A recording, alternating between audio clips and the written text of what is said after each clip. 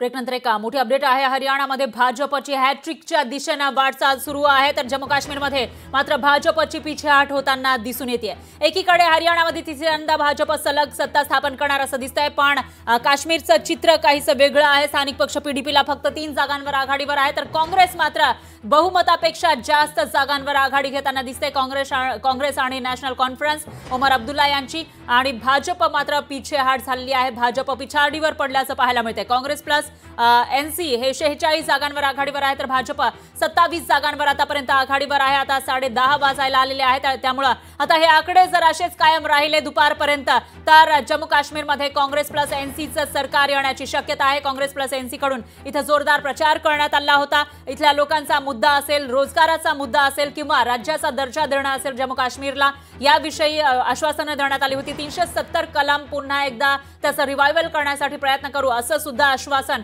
या पक्षांनी दिलेलं होतं आणि त्याला कुठेतरी जम्मू काश्मीरमधील जनतेनं पसंती दिल्याचं पाहायला मिळतंय। तर जम्मू काश्मीरमध्ये कलम 370 हटवल्यानंतरची ही पहिलीच विधानसभेची निवडणूक, त्याच्यामध्ये लोकांचा कौल आपल्याला नॅशनल काँग्रेस आणि नॅशनल कॉन्फरन्स यांच्याकडे पाहायला मिळतोय।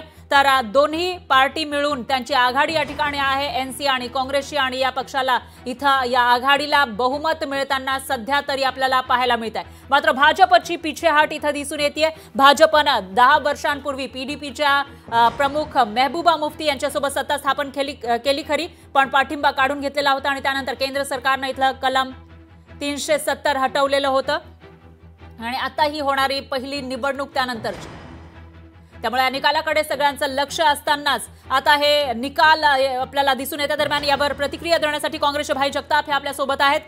भाई जगताप सर, आपण जम्मू काश्मीरचा निकाल बघितला तर या ठिकाणी काँग्रेस प्लस एनसीचं सरकार स्थापन होताना सध्या तरी दिसतंय, तुमची पहिली प्रतिक्रिया काय?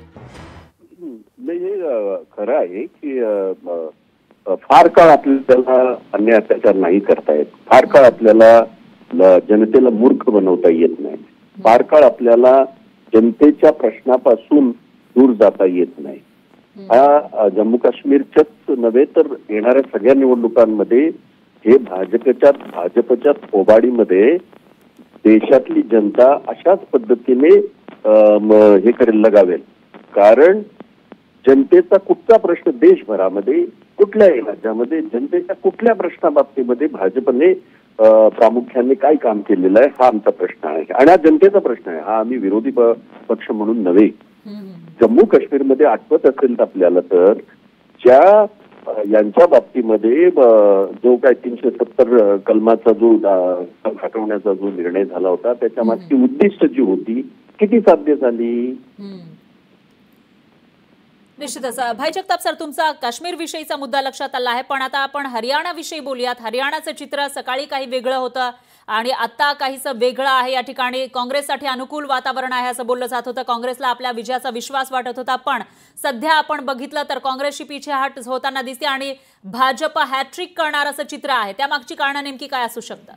नाही, एक तर गोष्ट अशी आहे की आपण एक लक्षात घ्या, मी अगदी हे फार पूर्वीपासून बोलतोय, हा आरोप नव्हे। ज्या ठिकाणी भाजप प्रकार आहे, मग गुजरात असेल, मध्य प्रदेश असेल, आता हरियाणा आता असेल, किंवा याच्यामध्ये नक्कीच मोठ्या प्रमाणामध्ये ज्याला धांदली म्हणतो आपण, ज्याला याचं ईव्हीएम असेल, आणखीन काही प्रकारे खूप प्रकार तुम्हाला आणि आम्हाला पाहायला मिळालेले आहेत। मुंबईमध्ये पाहायला मिळालं, आपल्याला आठवत असेल की मुंबईमध्ये सुद्धा अमोल कीर्तीकर जिंकले म्हणून डिक्लेअर केलं, 2 वेळा डिक्लेअर केलं, एकदा 2,500 डिक्लेअर केलं, एकदा 1 मताने डिक्लेअर केलं, मग अमोल कीर्तीकर परत 38 मताने किंवा 40 मताने स्वतः हरलं। त्यामुळे ह्या सगळ्या गोष्टी इतक्या संशयित आहेत आणि हे मी आज बोलत नाहीये, हे मी फार पूर्वीपासून जेव्हा आमचे काँग्रेस पक्ष जेव्हा याच्यावर सत्तेवर होतं त्यावेळेला मी म्हणत होतो की ईव्हीएम हे आउटडेटेड मशीन आहे आणि त्याच्यामध्ये even EVM can be tampered, EVM मध्ये काहीही करता येतं, हे जगभरामध्ये सिद्ध झालंय।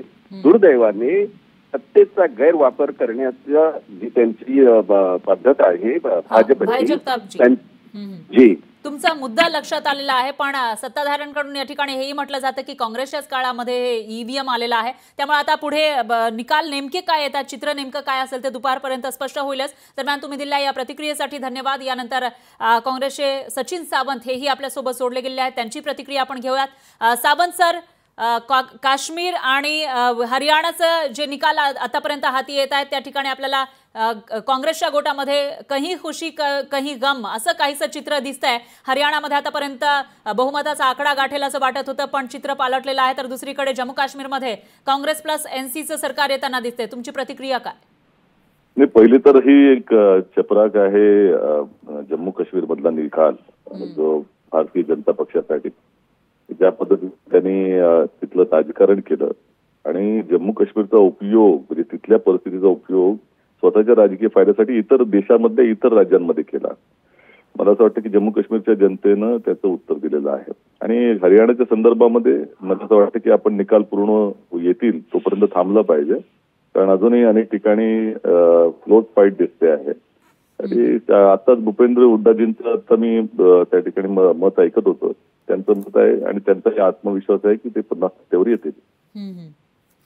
निश्चितच सावंत सर, आता पुढे नेमकं काय होणार ते बघावं लागेल. सध्या तरी जे निकाल हाती येत आहेत त्याच्यावरून अजूनही पूर्णपणे चित्र स्पष्ट झालं नाहीये. मात्र धन्यवाद तुम्ही दिलेल्या या प्रतिक्रियेसाठी. जम्मू काश्मीर असेल किंवा हरियाणा इथल्या जनतेनं नेमका कौल कोणाला दिला आहे ते अगदी काही वेळामध्ये स्पष्ट होणार आहे. लोकशाही मराठी ऐका, पहा, जागरूक रहा.